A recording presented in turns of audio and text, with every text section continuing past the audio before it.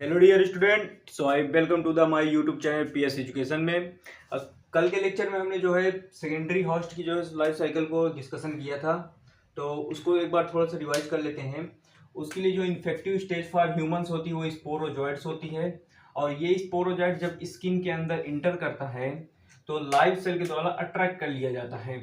Attract करने के बाद ये जो बिकॉज इसमें क्या होती है, एसेक्सुअल कंडीशन होती है, तो ये अपने न्यूक्लियस को डिवाइड करता है, और डिवाइड करने की कंडीशन को जो है साइजॉन्ट बोलते हैं, और इस न्यूक्लियस डिवाइड करता है, और ये न्यूक्लियस से जो है साइजॉन्ट बनेगा जिसे क्रिप्टोमेरोजॉइट्स बोलते हैं। ये क्रिप्टोमेरोजॉइट्स जो है, ये क्रिप्टोमेरोजॉइट्स लीवर में जाते हैं, इन्हें प्रोटोजोन्स भी बोलते हैं। जो ये न्यूक्लियस, हर एक न्यूक्लियस से एक एक प्रोटोजोन्स बनेगा, और वो प्रोटोजोन्स जो है 100 क्रिप्टोमेरोजॉइट्स बनाएंगे, और ये क्रिप्टोमेरोजॉइट्स लीवर में जाएगा, और ये थाउजेंड क्रिप्टोमेरोजॉइट्स बनाते हैं, जिसे प्री इरिथ्रोसाइटिक साइकिल बोलते हैं। फिर लीवर से कुछ क्रिप्टोमेरोजॉइट जो है आरबीसी में जाएंगे, जो इरिथ्रोसाइटिक साइकिल जिसे बोलते हैं। वो क्या करता है, फूड वैक्यूल का फॉर्मेशन करता है, जिसे सिग्नेट बोलते हैं। Signet is nothing but a ring like structure. Okay, फिर इसके बाद जो ये कुछ क्रिप्टोमेरोजॉइट जो है अमीबा की तरह स्ट्रक्चर कॉज कर लेते हैं, जिसे अमोबॉइडल स्टेज और ट्रोफोजॉइट स्टेज बोलते हैं।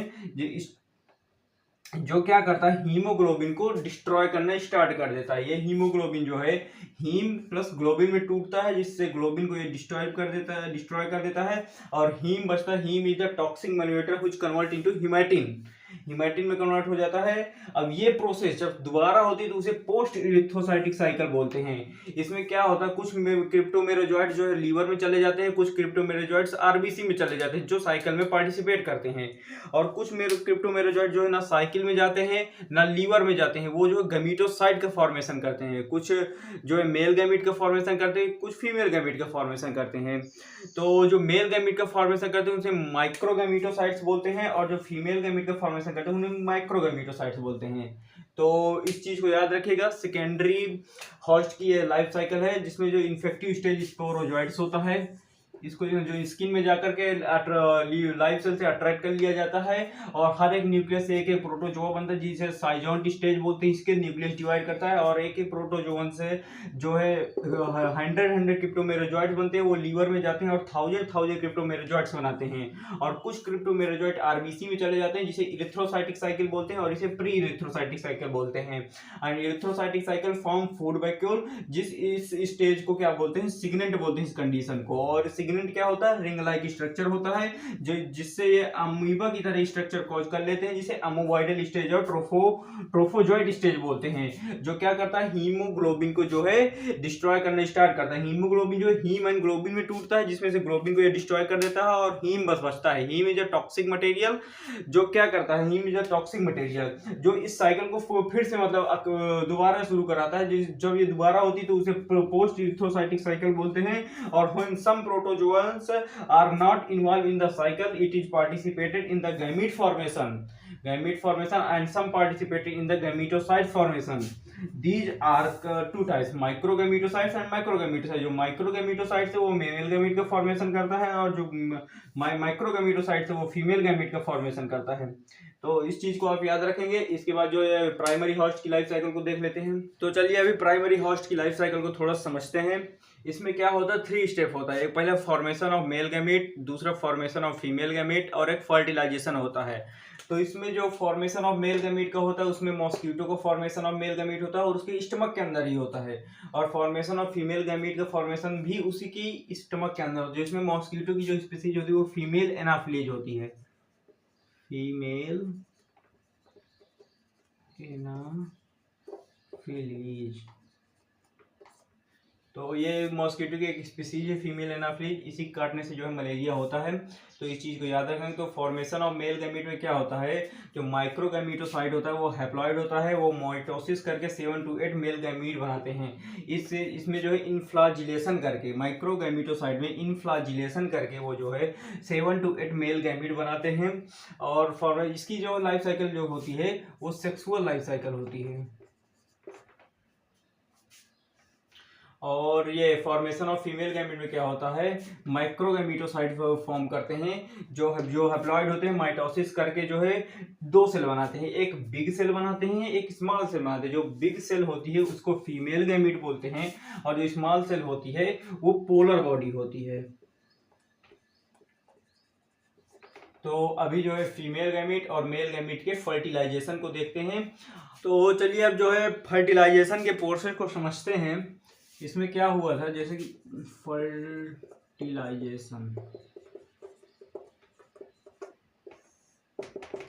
तो जो मेल गैमीट था और फीमेल गैमीट, सपोज करिए मेल गैमीट है और ये फीमेल गैमीट है, ये दोनों फ्यूज करके जो है जाइगोट बनाएंगे और जाइगोट क्या होता है, डिप्लॉयड होता है। ये जाइगोट को क्या बोलते हैं, जाइगोट को oocyte बोलते हैं। और ये मोटाइल गैमीट, वो मोटाइल जाइगोट होता है, मोटाइल और अनमोटाइल को आप ऐसे समझ लीजिए, इसको हम जो है एक चैप्टर होता है बॉटनी में प्लांट किंगडम, तो उसमें हम इस चीज को समझेंगे अच्छे से कि ये मोटाइल और अनमोटाइल होता क्या। बस आप इतना समझ लीजिए कि जिनमें फ्लैजिला प्रेजेंट होता है वो मोटाइल होते हैं और जिनमें फ्लैजिला एब्सेंट होता है वो अनमोटाइल होते हैं। एक तरह से जो मतलब मूवमेंट करते हैं वो मोटाइल होते हैं, ऐसा समझ लीजिए। जाइगोट जो है क्या करेगा, जो है ये इस जो है वाल को रैप्चर करके स्टमक के अंदर इंटर करेगा। किसकी स्टमक के अंदर, वो इन फीमेल एनाफिलीज की स्टमक के अंदर जो है इंटर करेगा, जो कि मॉस्किटो की एक स्पीसीज है। तो उसके अंदर ये जो इंटर करेगा और सिस्ट का फॉर्मेशन करेगा और ये सिस्ट का फॉर्मेशन करेगा, इसको बोलते हैं ऊशिष्ट। फिर पहले यहाँ पर क्या बोलते थे, oocyte बोलते थे, अब यहाँ पर इसको ऊशिष्ट बोलेंगे। फिर इसके बाद ये क्या करेगा, ये ऊशिष्ट क्या करता है कि इसमें फिर हैप्लॉइड होती है, वो मियोसिस होती है, मियोसिस होगी, MIOSIS, मियोसिस होती है। तो ये जो है ये डिप्लॉइड से हैप्लॉइड में कन्वर्ट हो जाता है। फिर इसमें क्या होता है, इसमें माइटोसिस होती है, तो ये अपनी स्ट्रक्चर को और अपने आप को मेंटेन करता है। फिर इसमें क्या होगी, माइटोसिस होगी, तो ये अपने आप को मेंटेन करेगा, जिससे क्या होगा, हाँ ये माइटोसिस हो गई। और ये जो स्टमक के अंदर, 1 मिनट,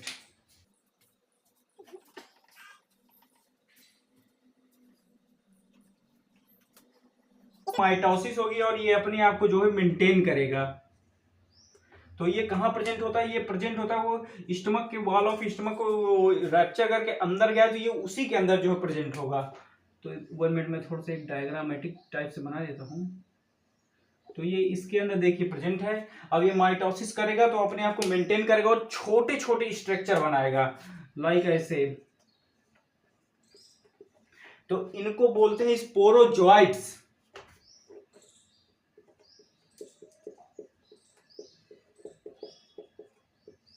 इसके वाल को रैप्चर करके सालिवरी ग्लैंड में आ जाएगा। किसकी सालिवरी ग्लैंड में, मॉस्किटो की सालिवरी ग्लैंड में।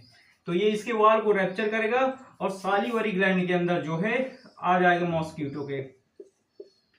अब जब कोई मॉस्किटो जो है किसी हेल्दी पर्सन को काटेगा तो ये जो है स्पोरोजोइट्स उसके अंदर पहुंच जाएंगे और उसमें इंफेक्शन क्रिएट करेंगे। This is the infectious condition of for humans. This is the infectious condition for humans। तो इस चीज को आप देखेंगे, एक बार मैं फिर से रिपीट कर देता हूं। जो मेल गैमीट और फीमेल गैमीट बने थे वो जो है आपस में फ्यूज करके एक जाइगोट का फॉर्मेशन करेंगे। ये जाइगोट क्या करता है, जो है मतलब एक तरह से ये जाइगोट पॉइंटेड हो जाता है, तो इसे oocyte बोलने लगते हैं। oocyte बोले कि ये मोटाइल होता है और ये क्या करता है, वो स्टमक की वॉल को रैप्चर करके पहले अंदर जाता है, फिर उसी वॉल को रैप्चर करके बाहर भी निकलता है। तो ये स्टमक की वॉल को रैप्चर करके अंदर गया और एक सिस्ट का फॉर्मेशन करता है जिसे वू सिस्ट बोलते हैं। फिर इसमें मियोसिस होगी, बिकॉज ये डिप्लॉयड होता है तो इसको हैप्लॉयड में कन्वर्ट करने के लिए इसमें मियोसिस होती है, फिर ये हैप्लॉयड में कन्वर्ट हो जाता है, फिर इसमें माइटोसिस होती है, तो ये अपने आप को मेंटेन करता है और एक छोटे छोटे स्ट्रक्चर कॉज करता है जिन्हें स्पोरोजॉइट्स बोलते हैं। ये स्पोरोजॉइट्स क्या करते हैं, इस स्टमक की वॉल को रैप्चर करके उसकी जो है इसमें सालिवरी ग्लैंड में आ जाया करते, मैं इसको लिख रहा हूं सालिवरी ग्लैंड में आ जाते हैं। और ये क्या करते हैं, अब जब वो फीमेल एनाफिलीज किसी ह्यूमंस को काटेगा तो उसके अंदर ये जो स्पोरोजॉइट्स पहुंच जाएंगे और जो इन्फेक्शंस को कॉज करेंगे। तो ये जो है साइकिल होती है किसकी, प्राइमरी होस्ट की। तो इस चीज को याद रखें, this is the infectious condition for humans. Male gamete कैसे बनता है, फीमेल गैमीट, वो चीज मैं बता ही चुका हूं आपको, तो इस चीज को याद रखिएगा। तो चलिए अभी इसके साथ ये डिसीज भी आगे खत्म होती है।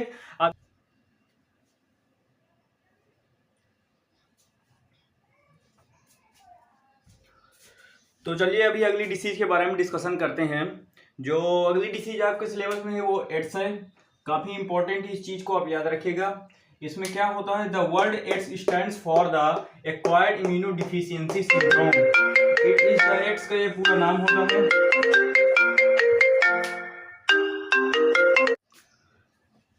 तो चलिए अगली डिसीज के बारे में डिस्कशन करते हैं। जो अगली डिसीज आपके सिलेबस में वो एड्स है, जिसका पूरा नाम होता है acquired immunodeficiency syndrome. The AIDS stand for the acquired immunodeficiency syndrome. This means deficiency of immune system acquired during the lifetime of an organism, including indicating that is not a congenital disease। Congenital disease से आप क्या समझते होंगे, जब अपन जो है types of disease के बारे में पढ़ रहे थे तो उसमें हमने 2 टाइप्स की डिसीज पढ़ी थी, एक कोजेनाइटल डिसीज हो गई और एक एक्वायर्ड डिसीज हो गई। जो कोजेनाइटल डिसीज होती है वो जो है बर्थ से होती है, लेकिन जो एक्वायर्ड डिसीज होती है वो एक्वायर्ड आफ्टर बर्थ की जाती है। ओके, तो मतलब ये कोजेनाइटल डिसीज नहीं है, इट इज एक्वायर्ड डिसीज। आप बर्थ के बाद इसको एक्वायर करेंगे, बिकॉज ये बर्थ से इसलिए नहीं हो सकती बिकॉज ये प्रोटोजोअस डिसीज नहीं। प्रोटोजोअस डिसीज में क्या होती है, जो मदर के जो है प्लेसेंटा को क्रॉस करके फीटस में आ जाता है, वो प्रोटोजोअस डिसीज होती है, लेकिन ये नहीं है, इसलिए ध्यान रखिएगा। एंड जो इसमें सिंड्रोम वर्ड आता है इसका मीन्स होता है अ ग्रुप ऑफ सिम्टम्स। फिर इसके बाद AIDS was first reported in 1981, इस डेट को याद रखिएगा, पेपर में पूछ सकता है, 1891। And in the last 25 years also it has spread all over the world, killing more than 25 million person. HIV इसका जो वायरस होता है वो एचआईवी होता है। AIDS is called by the human immunodeficiency virus called retrovirus which have a envelope enclosing the DNA genome. तो इस चीज को देखेंगे, अभी एचआईवी का स्ट्रक्चर देख लेते हैं। तो चलिए अभी आगे एचआईवी का स्ट्रक्चर देख लेते हैं। उसके बारे में सभी कुछ पढ़ ही चुके हैं अपन।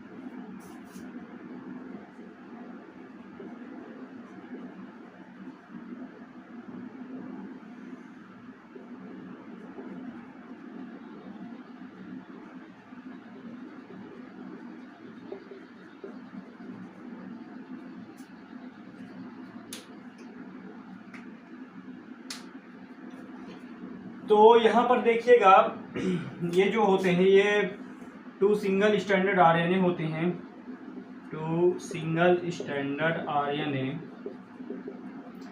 ये जो होता है GP120 होता है, act as a neurotransmitter which bind with the receptor. कौन से रिसेप्टर में? CD4 रिसेप्टर में।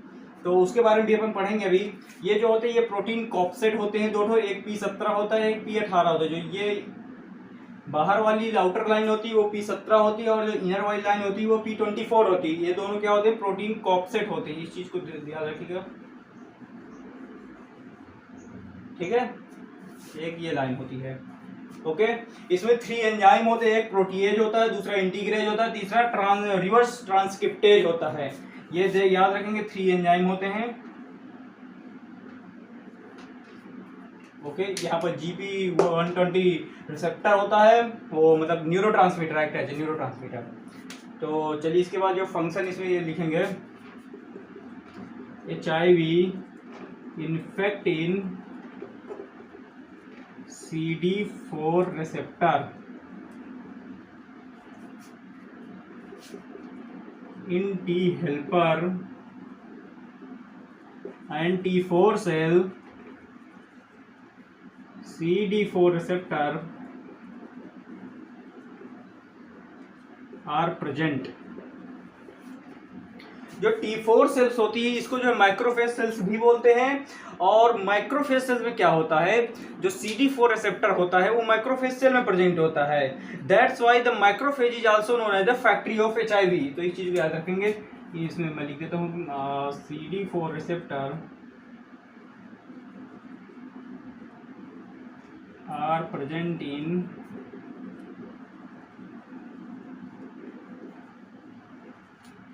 Macrophage cell. इसे T4 सेल को ही माइक्रोफेज सेल बोलते होंगे, इस चीज को याद रखिएगा। और microphage act as a factory of HIV। तो चलिए इसके बाद देखते हैं कुछ बेसिक फीचर्स हैं जो HIV के, तो उनको भी देख लेते हैं, सिम्टम। तो चलिए कुछ बेसिक इंफॉर्मेशन देख लेते हैं जो NCERT में लिखी हुई है कि there is always a time like between the infection and appearance of its system. This period में vary from a few month to many years, usually 5 to 10 years. इसमें क्या लिखा है? There is always a time like between the infection and appearance of the AIDS system. तो जो infection और appearance होता है एड्स का, उसमें जो है टाइम लग सकता है, और जैसे कि कुछ मंथ भी लग सकता है, कुछ ईयर्स भी लग सकता है। बस इतना ही कुछ लिखा हुआ है NCERT में। तो इसके बाद लाइफ साइकिल देखते हैं। तो इसमें देख लेते हैं, इसमें एक चीज लिखा है कि microphage act as a factory of HIV। Macrophage act as a factory of HIV। तो जो HIV वायरस होता है उसमें क्या होता है? GP120 न्यूरोट्रांसमीटर प्रेजेंट होता है।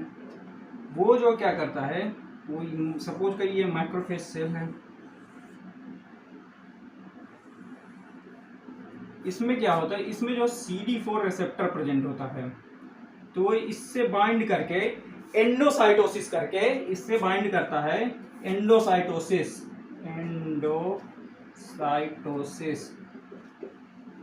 साइटोसिस करके माइक्रोफेज की सेल के अंदर जो है इंटर करता है। ये जैसे इंटर करता है तो वहां पर प्रोटीएज एंजाइम जो होता है वो प्रोटीन के कॉपसेट को तोड़ देता है ड्यू टू प्रोटीएज। तो प्रोटीन के कॉपसेट को तोड़ देता है और जो आरएनए होता है वो डीएनए में कन्वर्ट होता है with the help of the DNA integrase enzyme की हेल्प से। और वो डीएनए इंटीग्रेज होकर के जो है वायरल आरएनए का फॉर्मेशन करता है। इससे क्या होता है? जो आरएनए होता है वो डीएनए में कन्वर्ट होता है ड्यू टू डीएनए इंटीग्रेज या रिवर्स ट्रांसक्रिप्टेज एंजाइम। एक तरह से आप कहिए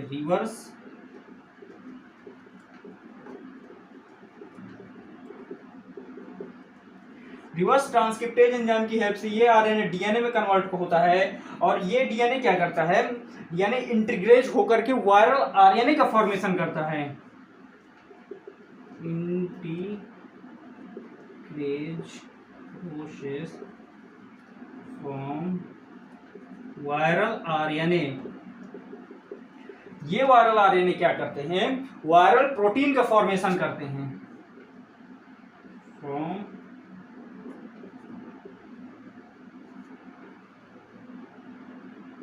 वायरल प्रोटीन। देन ये प्रोटीन और ये आरएनए जो है एक्सोसाइटोसिस करके इस सेल से बाहर निकल जाते हैं और एचआईवी अपना फंक्शन कॉज करता है, अपने सिम्टम्स को दिखाता है और एड्स जैसी घातक बीमारी को कॉज करता है। तो यहाँ से क्या होता है, जो ये आरएनए होता है plus protein with the help of exocytosis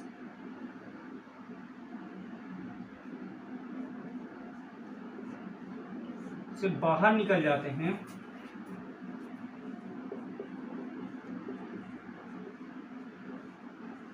और एचआईवी फ्री हो जाता है बॉडी में और अपने सिम्टम्स को कॉज करता है और एड्स जैसी घातक बीमारी को कॉज कर जाता है। ओके, तो इसके बाद जो है कुछ बेसिक फीचर्स देखेंगे एड्स के बारे में। तो चलिए एनसीईआरटी में कुछ नोट्स के तौर पर मैंने लिख दिया, एनसीईआरटी कुछ डेटा है और इसमें सिम्टम्स एंड पैथोजेनिसिटी के बारे में भी थोड़ा सा डिस्कशन कर लेते हैं। इसमें जो क्या होता है, total number of T helper cell in non infected person जो होता है तो 1200 पर मिलीमीटर क्यूब होता है, लेकिन जो opportunistic infection and symptoms of the HIV start if number of T helper cell is less than 200 millimetre cube. मतलब क्या होता है, जब टी हेल्पर सेल की जो है नंबर घटकर 200 मिलीमीटर क्यूब में आ जाता है तो इसके बाद एचआईवी जो है कॉज करना स्टार्ट करता है। सिम्टम्स ऑफ पैथोजेनिसिटी की बात करते हैं, the person suffer from a bouts of fever, मतलब पर्सन को बाउट्स ऑफ फीवर हो सकता है, डायरिया, वेट लॉस, मतलब ये इसके सिम्टम्स होते हैं। अगर फीवर आ रहा है, डायरिया है, वेट लॉस है तो उसको आप एक तरह से कह सकते हैं एचआईवी होने वाला है। And due to decrease in the number of the T helper and T lymphocyte the person start suffering from infection that could have been otherwise overcome such as those due to bacteria specially mycobacterium viruses fungi and the even parasite like toxoplasma. इसमें क्या है, जैसे कि due to decrease in the number of T helper and T lymphocyte, तो 1 minute,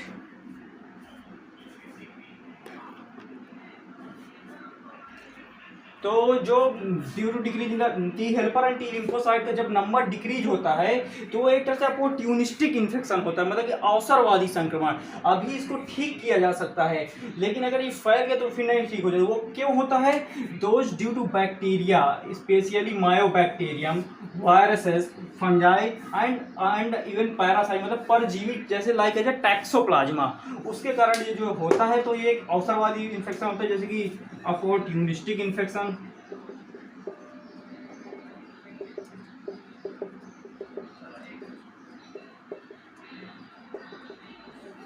तो चलिए इसके बाद जो है ट्रीटमेंट ऑफ एचआईवी के बारे में पढ़ते हैं और प्रिवेंशन ऑफ एचआईवी के बारे में पढ़ते हैं। तो चलिए अभी बात करते हैं जो है डायग्नोस्टिक एंड ट्रीटमेंट के बारे में। तो ये थोड़ा सा लाइटिंग की वजह से शायद आपको ऊपर का ना दिख रहा हो तो मैं बोल तो रहा ही हूँ। तो डायग्नोस्टिक टेस्ट एंड ट्रीटमेंट में जो पहला टेस्ट होता है वो आइडेंटिफिकेशन टेस्ट होता है। यहाँ पर आइडेंटिफिकेशन टेस्ट लिखा हुआ है जो कि एलाइसा होता है, एलाइसा। और कंफर्मेशन जो टेस्ट होता है वो बेस्टर ब्लॉटिंग होता है। जो एलाइसा होता है इसका फुल फॉर्म होता है enzyme linked immuno sorbent assay, enzyme linked immunosorbent assay. और जो इसके ट्रीटमेंट की बात करते हैं तो treatment of the AIDS with anti retroviral drug is only partially effective. तो इसका जो ट्रीटमेंट होता है वो केवल पार्शियली एक्टिव होता है, कोई उस तरह नहीं है। They can only prolong the life of the patient but can not prevent death which is inevitable. मतलब यदि किसी पर्सन को यदि एड्स हो जाता है तो उसकी डेथ होगी ये पक्का है। इसका कोई मतलब जो है कोई मतलब इफेक्टिव जो है ट्रीटमेंट नहीं है कि इसको ठीक किया जा सकता है। They can only prolong the life, जो मतलब लाइफ को इंक्रीज कर सकते हैं but not death, but can not prevent death which is inevitable. Drug में इसमें जो है रिवर्स ट्रांसक्रिप्टेज इनहिबिटर जो एक ड्रग यूज होती है उसे AZT बोलते हैं। और एक प्रोटीएज इनहिबिटर में एक ड्रग यूज होती है जिसे रेट्रोनाइवियर बोलते हैं, रीटोनाइवियर।